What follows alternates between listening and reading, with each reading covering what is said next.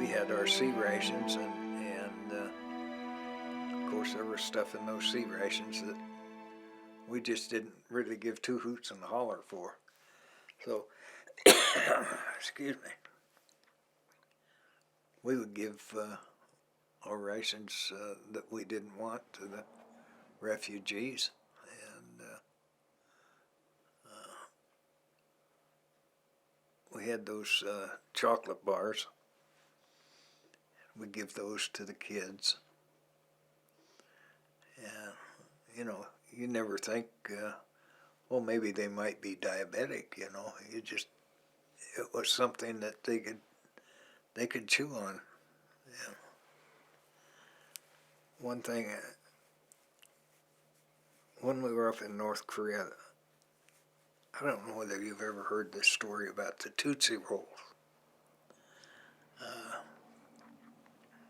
Tootsie Roll was the acronym for ammunition,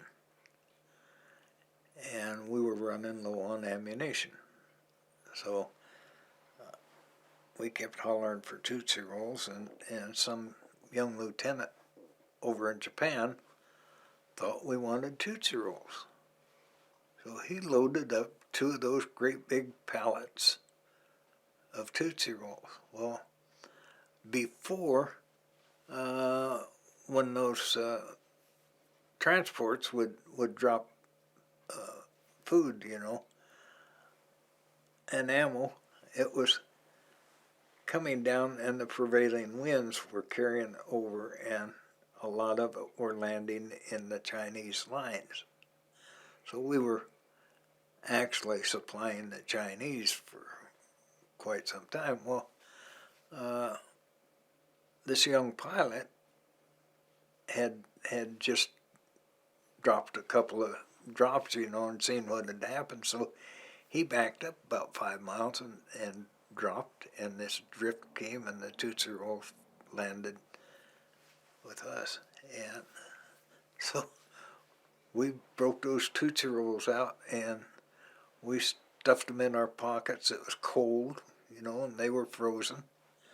So we'd unwrap a Tootsie Roll, and we'd lay it on the ground, and we'd take a bayonet and lay it on there and hit it with the butt of a rifle and break a piece off, stick it in our mouth. Well, then we'd take Tootsie Rolls and stick them inside of our clothing, warm them up so that we could bite them and chew.